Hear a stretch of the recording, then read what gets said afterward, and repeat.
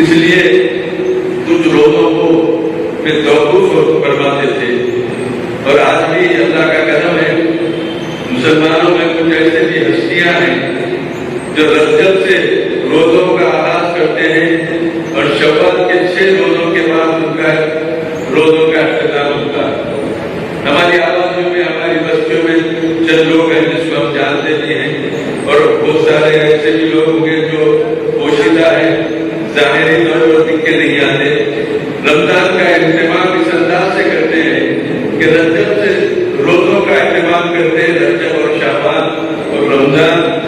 شعبان کے 6 مہینے 6 روزے رکھ کر اپنے روزوں کا اہتمام کرتے ہیں. ایک عید الفطر کے دن جہاں روزہ جائز نہیں ہے، اس دن وہ اپنے روزے کو وفا دیتے ہیں. تو میرے عرض کرنے کا مقصد یہ ہے کہ سرکار عالم صلی اللہ علیہ وسلم نے اس مہینے کی عظمت کو یوں بیان فرمایا کہ اگر مسلمانوں کے سامنے یہ ظاہر ہو جائے کہ رمضان کی کتنی فضیلت ہے، رمضان کتنا عظمت والا مہینہ ہے، اگر یہ حقیقت لوگوں کو معلوم ہو جائے تو ہر آدمی یہ دعا کرے گا کہ سال کے 12 مہینے رمضان ہو جائے گا، سال کے 12 مہینے رمضان ہو جائے، کیونکہ یہ وہ مقدس مبارک مہینہ ہے جس میں اللہ تعالیٰ کی رحمت جوش میں آتی ہے، اور ایک ایک نیکی پر 70 درجے اجر و ثواب اضافہ فرماتا ہے. پروردگار عالم اپنے بندوں کی مغفرت کے لیے، اپنے بندوں کی دعاؤں کی قبولیت کے لیے منتظر رہتا ہے، اور رحمت رب العالمین ہے وہ تو بہانے تلاش کر کے اپنے بندوں کو مغفرت کرتا ہے، ان کو سرفرازی عطا فرماتے ہیں. بہرحال اس مقدس مہینے میں جتنی بھی عبادت کی جائے کم ہے. روزے کے اہتمام کے علاوہ تلاوت قرآنی ہو یا سماعت قرآن ہو یا تراویحوں کا اہتمام ہو یا تہجد کی جماعت میں قرآن کی کو سماعت کرنا ہو، یہ تمام چیزوں کا اجر و ثواب عام دنوں سے کئی گنا کئی درجے بڑھ کے اللہ تعالیٰ اس مقدس مہینے میں سرفراز فرماتا ہے. میں صرف ایک بات عرض کر کے آپ سے اطلاع چاہتا ہوں، مولانا مفتی انوار احمد صاحب کو بھی آپ کو سننا ہے. میں سرکار عالم صلی اللہ علیہ وسلم کی ایک ایک ادا کو صحابہ کرام بغور دیکھا کرتے اور کچھ سمجھ میں نہ آئے استفادہ دریافت کرتے تھے ادب و احترام.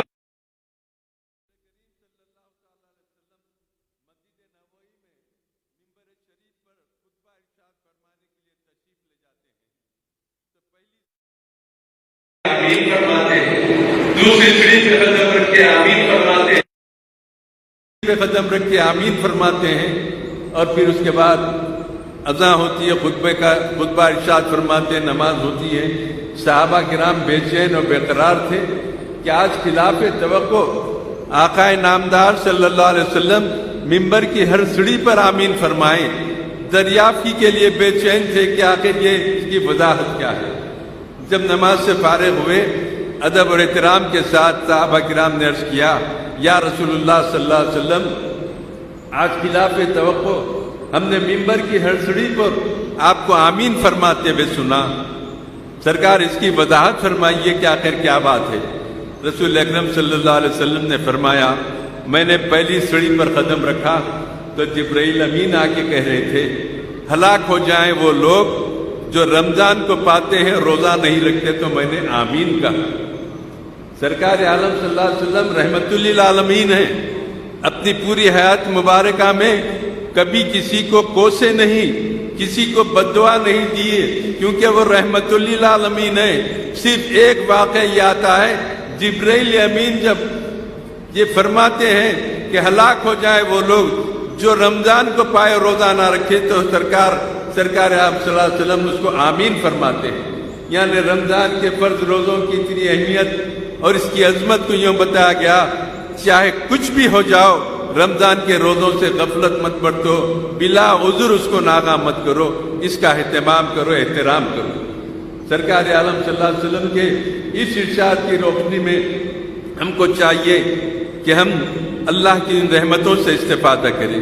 روزدار کی ہر ادا کو اللہ نے عبادت میں داخل کرتا ہے. انتظار عبادت کے لیے روزدار بیٹھا ہوا ہے تو بھی اس کا اجر ہے، اور عبادت کے ذریعے اللہ اپنی رحمتوں سے اپنے روزدار کو سرفراز فرماتا ہے.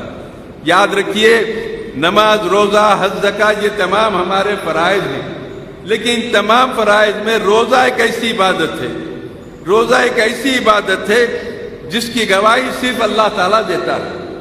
بندہ گھر میں بیٹھا ہوا ہے، سحر کر لیا، سامان ہے کھانے پینے کا، تنہا ہے، کھا سکتا ہے، پی سکتا ہے، لیکن روزے کی حالت میں ہے، اللہ کے حکم کی تعمیل میں وہ کسی چیز کو نوش نہیں فرماتا، کھاتا نہیں۔ یہ ایسی عبادت ہے جس کی گواہی صرف پروردگار دیتا ہے۔ دنیا میں باہر آ کے روزدار کی صورت بنا لے تو اللہ کی رحمت جوش میں آتی ہے، اس پہ بھی سرفرازی اللہ کی عطا ہوتی ہے، لیکن روزہ دار کی روزے کی گواہی اللہ تعالیٰ دیتے ہیں۔ اس لیے پروردگار عالم کا ارشاد ہے، بندہ میرے لیے روزہ رکھتا ہے، میں اس کی جزا ہوں، میں اس کی جزا ہوں۔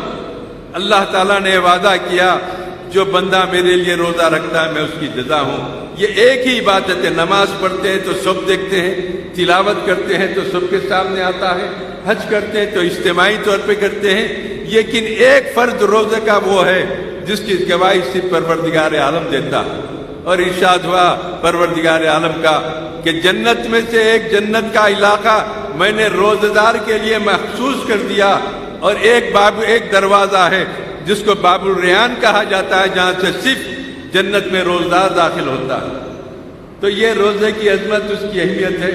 پھر رسول کریم صلی اللہ علیہ وسلم نے ارشاد فرمایا، میں نے دوسری سیڑھی پہ قدم رکھا تو جبرائیل امین فرما رہے تھے، ہلاک ہو جائیں وہ لوگ جو آپ کا نام سنے اور آپ پر درود نہ بھیجے، تو میں نے آمین کہا۔ آپ کا نام سنے اور آپ پر درود نہ بھیجے تو میں نے آمین کہا۔ مسلمانوں کے لیے لازمی ہے، جب کبھی رسول اکرم صلی اللہ تعالی علیہ وسلم کا نام نامی اس میں گرامی سنے تو ہمارے لیے لازمی ہے کہ ہم سرکار کے بارگاہ میں درود شریف کا نذرانہ پیش کریں۔ اذان جمع جب موذن اشہد ان محمد رسول اللہ کہتے ہیں تو ہم صلی اللہ علیہ وسلم سے اس کا جواب دیتے ہیں۔ سب سے چھوٹا درود اگر کوئی ہے تو صلی اللہ علیہ وسلم، لیکن سرکار عالم صلی اللہ علیہ وسلم کے نام نامی کو سننے کے بعد ہر ایک کے لیے ضروری ہے کہ سرکار کی بارگاہ میں نذرانہ پیش کرے درود شریف کا۔ آئیے آپ ہم مل کے ایک بار بآواز بلند درود شریف کا نذرانہ پیش کرے بارگاہ نبوی صلی اللہ علیہ وسلم میں۔ اللہم صلی علی سیدنا مولانا محمد وعلی آل سیدنا مولانا محمد مبارک وسلم۔ پھر سرکار عالم صلی اللہ علیہ وسلم نے فرمایا صحابہ کرام سے، میں نے تیسری سیڑھی پر قدم رکھا تو جبرائیل امین آ کے کہہ رہے تھے، ہلاک ہو جائیں وہ لوگ جو اپنے والدین کو پاتے ہیں لیکن ان کی عزت و تعظیم نہیں کرتے، ان کی قدر نہیں کرتے، ان کی خدمت نہیں کرتے، تو میں نے آمین کہا۔ تب آپ اندازہ کیجئے کہ والدین کا کیا مرتبہ، کیا مقام ہے۔ آج 4 پیسے آ جانے کے بعد، 4 ڈگریاں آ جانے کے بعد نعوذ باللہ والدین کو نیچی نگاہ سے دیکھتے ہیں، پورے اعمال غارت ہو جائیں گے، والدین کے مقام کو تم نہیں سمجھتے۔ اگر دنیا میں تمہارے گھر میں کوئی دولت ہے، کوئی نعمت ہے، وہ تمہارے والدین ہیں۔ جتنی دولت کمانا چاہتے ہیں ان کی خدمت کر کے ان کی دعاؤں سے حاصل کر لو۔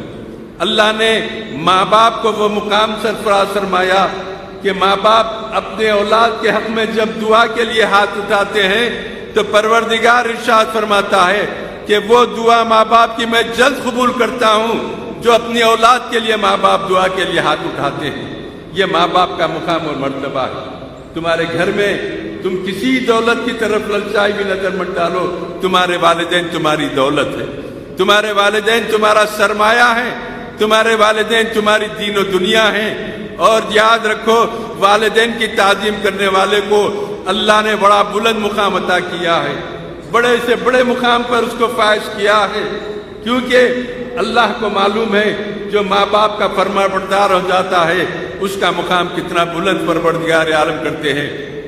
دنیا میں ہم نے بہت سارے لوگوں کو دیکھا ہے جس کے پاس کچھ بھی ڈگری نہیں ہے، کچھ بھی نہیں، لیکن ماں باپ کی تعظیم اور ان کی خدمت میں اللہ نے ان کو بہت کچھ نوازا، لوگ دیکھ کر پریشان ہیں۔ ماں باپ کی عزت کرنے والے، تعظیم کرنے والے، جب اللہ کی سرفرازی ہوتی ہے تو اللہ اتنی ترقی دیتا ہے کہ وہ ترقی کو کبھی زوال نہیں آتا، ترقی پہ ترقی عطا کرتے چلے جاتا۔ یہ ماں باپ کا مقام و مرتبہ ہے۔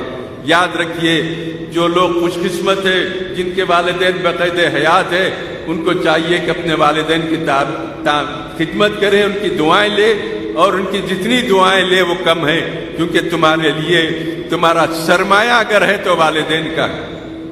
باپ کو جنت کے دروازوں میں سے ایک دروازہ قرار دیا تو ماں کے قدموں کے نیچے جنت کا اعلان اللہ تعالیٰ نے فرمایا۔ ماں کے قدموں کے نیچے جنت کا اعلان اللہ نے کہا۔ آج دنیا میں لڑکی آتی ہے تو بیٹی اور بہن کے روپ میں آتی ہے، اور اس کے بعد بیوی کے درجے پہ پہنچتی ہے۔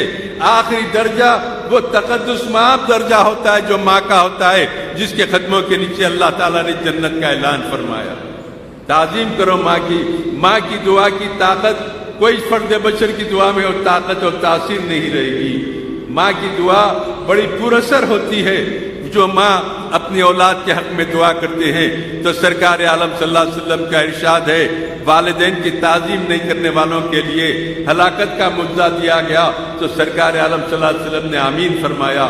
تو اندازہ کیجئے کہ اس رمضان کی فضیلت اور رمضان کے قرآنی تعلیمات میں بھی ماں باپ کی تعظیم، ان کی خدمت کے لیے اشارے دیے گئے حوالے ہیں، اور قرآنی پیام بھی یہی ہے، اپنے والدین کی خدمت کرو، ان کی دعائیں لو۔ آج دنیا میں لوگ پریشان ہوتے ہیں کہ والدین سے ناراض ہیں، اولاد ستاتی ہے والدین کو۔ یاد رکھو، تم اپنے بزرگوں کو ستائیں گے تو تمہاری اولاد تم کو بھی ستائے گی، خدا نہ خواستہ تم کو بھی ستائے گی۔ جو حالات تم پیدا کر رہے ہو وہ حالات کا تم بھی شکار ہو سکتے ہیں۔ اس لیے اپنے آپ کو محفوظ رکھو اور اچھے کاموں کے ذریعے، اچھی تربیت کے ذریعے اپنے ماں باپ کی خدمت کرو۔ اسی لیے سرکار عالم صلی اللہ علیہ وسلم نے ارشاد فرمایا، نیک اولاد والدین کے حق میں خیر جاریہ ہے۔ نیک اولاد والدین کے حق میں خیر جاریہ ہے، کیونکہ اولاد کو اگر اچھی تربیت ہوگی، دینی اور دنیاوی تعلیم سے آراستہ ہوں گے، تو اولاد کی ہر عبادت میں پروردگار عالم نے وعدہ کیا کہ ان کے والدین کو بھی اجر و ثواب سے سرفراز کرتا رہوں گا، زندہ ہے تو بھی اجر و ثواب عطا کروں گا، اگر دنیا سے رخصت ہو گئے تو قبر میں ان کے درجات میں بلندی عطا کروں گا۔ اللہ تعالیٰ نے وعدہ کیا ہے کہ اولاد کی عبادتوں میں، اولاد کی نیکی میں، اولاد کے ہر اچھے عمل میں والدین کو بھی اللہ اپنے انعامات سے سرفراز فرماتا ہے۔ بہرحال یہ رحمتوں کا مہینہ ہے۔ 2 دہے ہم گزار چکے۔ پہلا دہا رحمت کا دہا تھا، دوسرا مغفرت کا دہا تھا۔